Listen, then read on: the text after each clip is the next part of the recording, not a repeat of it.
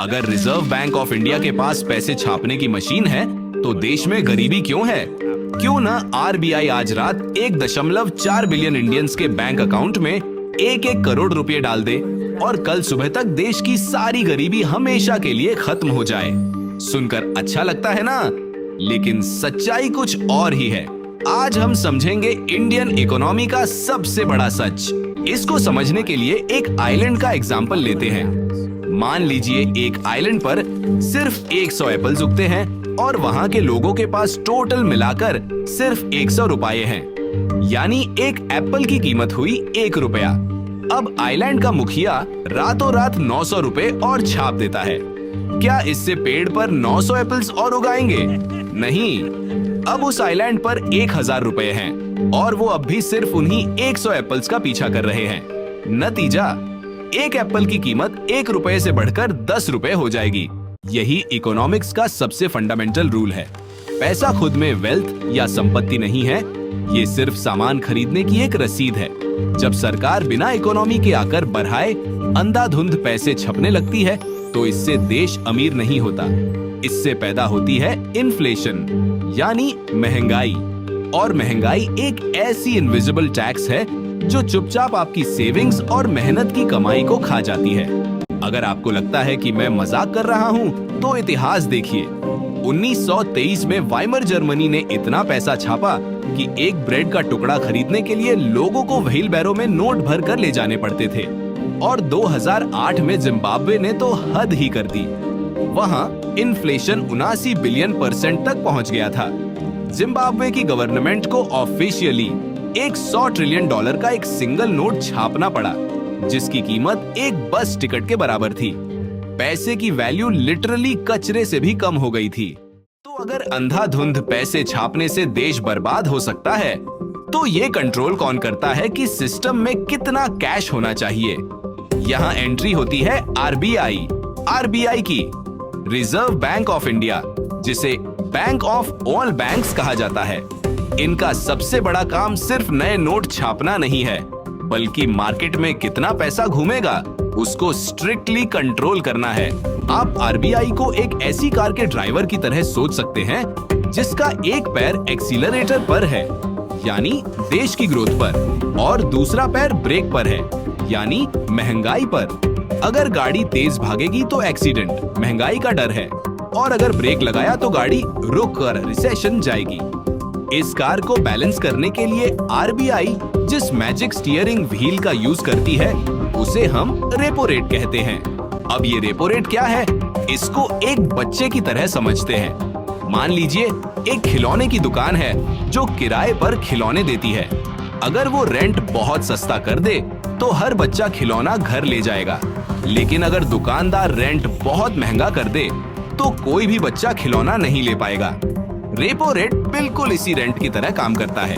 Adult दुनिया में repo rate वो इंटरेस्ट रेट है जिस पर आरबीआई देश के नॉर्मल बैंक्स जैसे एसबीआई, एचडीएफसी या आईसीआईसीआई को पैसे उधार देती है।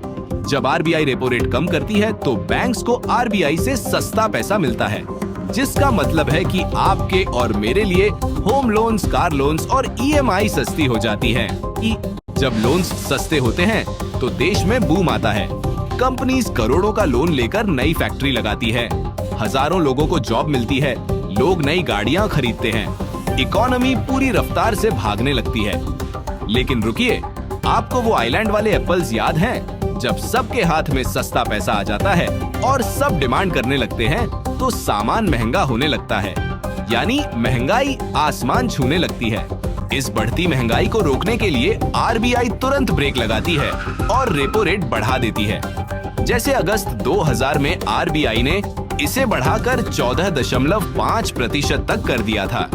जैसे ही रेपो रेट बढ़ता है, लोन महंगे हो जाते हैं, लोग कार खरीदना कैंसिल कर देते हैं, कंपनीज नई फैक्ट्री नहीं बनाती, डिमांड गिर जाती है और धीरे धीरे मार्केट में महंगाई कंट्रोल में आ जाती है। तो अगर मार्केट में पैसे आरबीआई पंप करती है तो फिर हमारी सरकार अपना खर्चा कैसे चलाती है? गवर्नमेंट हाईवेज, बुलेट ट्रेन्स और डिफेंस पर जो करोड़ों रुपए खर्च करती है वो कहां से आते हैं? इसका सिंपल जवाब है आपके और मेरे दिए गए टैक्स से। डायरेक्ट और इनडायरेक्ट टैक्सेस सरकार की सबसे बड़ी कमाई है। लेकिन क्या हो अगर सरकार का खर्चा उसकी कमाई से बड़ा हो जाए? इसे भी एक बच्चे के एग्जाम्पल से समझते हैं। मान लीजिए आपको 100 रुपए पॉकेट मनी मिलती है, लेकिन आपको 150 रुपए का एक नया वीडियो गेम खरीदना है। आपके पास 50 रुपए कम हैं। इस 50 रुपए की कमी को डेफिसिट कहते हैं। गेम लेने के लिए अब आपको ये 50 रुपए अपने किसी दोस्त से उधार लेने पड़ेंगे और प्रॉमिस करना होगा कि आप इसे बाद में इंटरेस्ट के साथ चुका देंगे।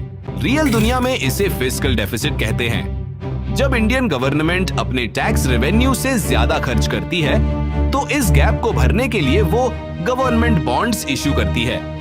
ये बॉन्ड्स बेसिकली सरकार के ऑफिशियल IOUs हैं। देश के बैंक्स, म्यूचुअल फंड्स और बड़े फॉरेन इन्वेस्टर्स इन बॉन्ड्स को खरीदकर सरकार को पैसे उधार देते हैं।